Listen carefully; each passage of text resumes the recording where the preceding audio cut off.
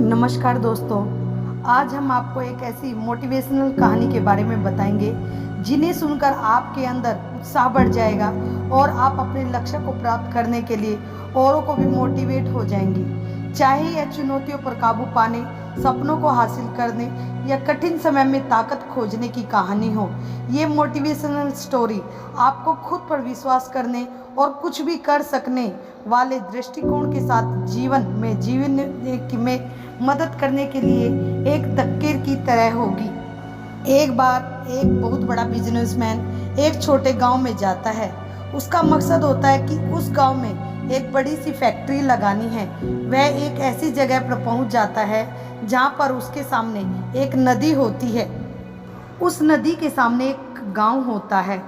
अब उसके सामने दो रास्ते हैं। पहला यह कि वह सड़क के रास्ते घूमकर उस गांव तक पहुंचे, जिसमें लगभग 10 घंटे लगेंगे क्योंकि वहां तक पहुंचने का कोई डायरेक्ट रास्ता नहीं है। दूसरा रास्ता यह है कि वह एक नाव में बैठकर नदी के रास्ते उस गांव तक पहुंच जाए, जिसमें केवल 20 मिनट ही लगते हैं।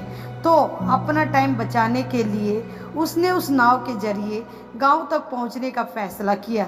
वह नाव बहुत छोटी सी थी, जिसमें एक तरफ वह आदमी बैठा था जो नाव चला रहा था और दूसरी तरफ वह बिजनेसमैन बैठा था।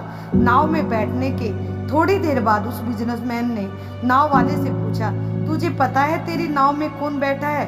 तो नाव वाले ने बड़े भोलेपन से कहा, नहीं साहब जी, मैं नहीं जानता। तब बिजनेसमैन ने कहा, अरे तू अखबार नहीं पढ़ता क्या? मेरी फोटो हर दूसरे तीसरे दिन अखबार में छिपती है।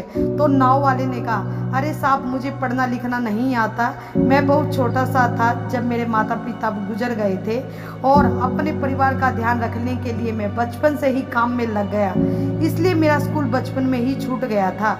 यह सुनकर उस बिजनेसमैन ने नाव वाले का मजाक उड़ाते हुए कहा, तुझे पढ़ा लिखना भी नहीं आता, ऐसी जिंदगी का क्या फायदा है? यह सुनकर नाव वाले को बुरा तो लगा, लेकिन उसने कुछ नहीं कहा। थोड़ी देर बाद वह बिजनेसमैन उस नाव वाले से बोला, अभी कुछ दिन बाद यह जो तू सामने जमीन देख रहा है ना, वह मेरी एक बड़ी सी फैक्ट्री लगेगी जहाँ पर हम मिनरल वाटर की बॉटल्स बनाएंगे। उस नाव वाले को बात समझ नहीं आई।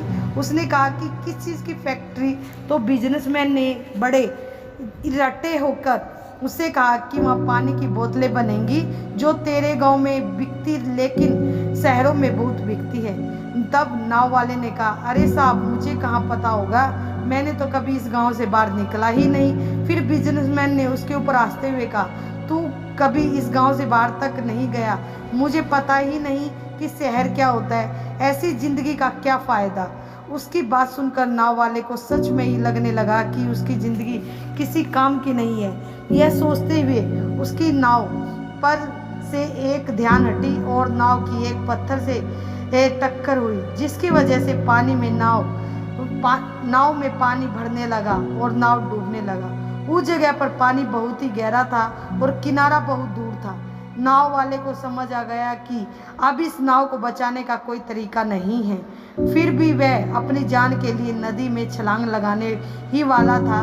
तभी उसने बिजनेसमैन से पूछा, आपको तैरना तो आता है ना?